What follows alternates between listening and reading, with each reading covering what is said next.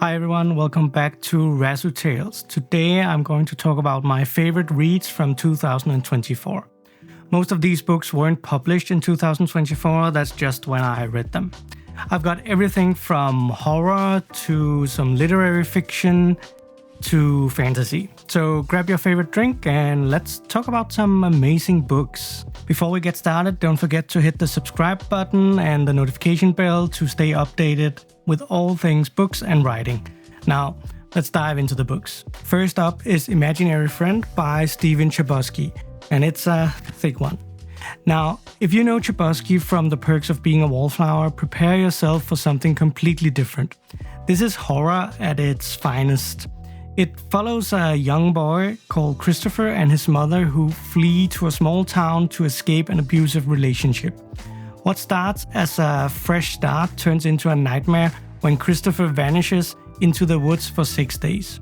When he returns, something is different, and not in a good way. Christopher suddenly becomes extremely smart. Before he went into the woods, he couldn't read, but when he comes back out, he can read and do math, and he's picked up some supernatural skills as well. The book then follows him as he struggles with these new skills while trying to prevent the world from ending. What I absolutely love about this book is how Chbosky builds tension. He takes his time establishing these characters, making you care about them, and then slowly introduces the horror elements until you're completely hooked. I do think the book could have been just a tad shorter. As you can see, it is very thick. But that's my only complaint. If you enjoy psychological horror with a dash of supernatural elements, this one is definitely for you. Next, we have what I guess we can call a classic by now, Game of Thrones by George R.R. Martin. I know I am very late to the party, but I didn't read this book until last year, and I was completely blown away by it. Martin's ability to weave multiple storylines while maintaining distinct character voices is simply masterful. What really struck me was how much more nuanced the political intrigue feels on the page. You get these incredible internal monologues that the show could never capture. The world building is rich and detailed, as you know, you've probably seen the show, but what really sets it apart is how Martin makes you care about characters on opposing sides. If you love the show but haven't read the books, you're missing out on so many layers of this incredible story. Also, I can truly say that this book has made me hate a fictional character like nothing else ever has. Sansa is so incredibly annoying that I find myself cursing at her while I read, and I guess that just shows how great the writing is. Now let's move on to something completely different. We Have Always Lived in the Castle by Shirley Jackson. I picked up this one because it keeps getting mentioned as a perfect example of an unreliable narrator. And this book is a masterclass in unreliable narration and atmospheric writing. Following Mary Cat Blackwood, her sister Constance, and their uncle Julian, this story explores themes of family loyalty, isolation, and prejudice. What makes this book special is Jackson's ability to create unsettling atmosphere through seemingly ordinary details. The way she builds tension through Mary Cat's peculiar rituals and superstitions is brilliant. If you enjoy Gothic literature with a psychological depth, this one needs to be on your TBR. Speaking of masters of horror, let's talk about The Shining by Stephen King. This book scared me in ways I wasn't expecting. First of all, I was never much of a fan of Stephen King. I tried reading one of his books when I was a teenager, and I found it not very good, and I did not finish it. But because so many people call Stephen King a master of horror, I decided to give it another go this year. I decided to start with The Shining, and I immediately realized what had been the issue when I first tried reading Stephen King. Back then, I read his book in a Danish translation, and I think that the translation probably wasn't very good, because the language and storytelling style in The Shining, in English, was brilliant. The book is simply a masterpiece. Sure, there are the supernatural elements, the hotel, the visions, the hedge animals, but what really got under my skin was watching Jack Torrance's slow descent into madness.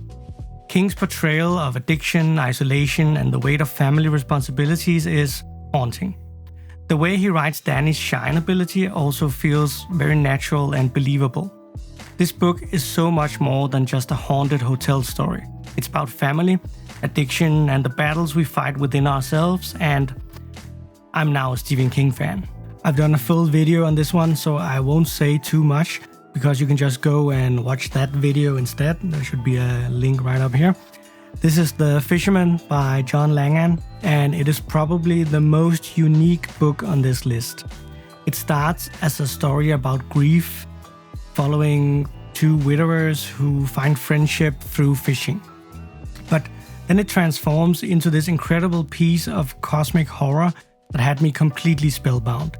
Langan's prose is beautiful, and the way he structures the story, it's a story within a story within a story. Yes, it is difficult to explain, but it is masterfully done. If you enjoy Lovecraftian horror but want something more emotional resonant, this book is perfect. This year I also decided that it was time to read some classics and branch out from my regular horror and fantasy genres. So I picked up No Country for Old Men by Cormac McCarthy, and this is a masterpiece of tension. The sparse, direct prose style perfectly matches the harsh landscape and the relentless nature of Anton Chigurh, I think that's how you pronounce it, the psychopath in this book. What fascinated me was how McCarthy builds suspense without ever feeling the need to explain everything. The violence is matter of fact, making it more impactful. If you appreciate literary fiction that doesn't compromise on thrills, you should read this one. This one I've mentioned many times on this channel. Small Things Like These by Claire Keegan. It might be short, but it packs an emotional punch that left me thinking about it for weeks. Actually, I still think about it on occasion. It's set in the 1980s Ireland, and it follows Bill Furlong as he discovers a terrible secret at the local convent.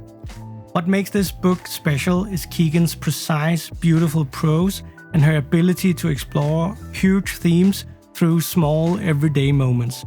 It's a masterclass in how to write with both economy and impact. Also, it is based on true events, which makes it hit a lot harder when you start thinking about it. I highly recommend this one. After my Stephen King rant, of course, I have another King novel on the list, Pet Sematary. This book is different from The Shining. It's more about grief and the lengths we will go to avoid it. What makes it truly terrifying isn't the supernatural elements, but the very human desire to undo death no matter the cost. King himself has said that this is the book that scared him the most, and I can see why. The way he builds dread is incredible, and the ending still haunts me. If you're a Stephen King fan and you haven't read this, you should pick it up. It's in every library around the world, in probably every language. These books have made my 2024 reading experience unforgettable. Each one offers something unique, whether it's masterful prose, unforgettable characters, or stories that keep you up at night. But what about you? Have you read any of these books? What did you think about them? What were your favorites from 2024? Let me know in the comments below. I love discussing books with you all. And if you enjoyed this video, please hit that like button and subscribe to RazuTales for more bookish content. Don't forget to click the notification bell to stay updated with all my upcoming videos. Thanks for watching, and I'll see you in the next chapter.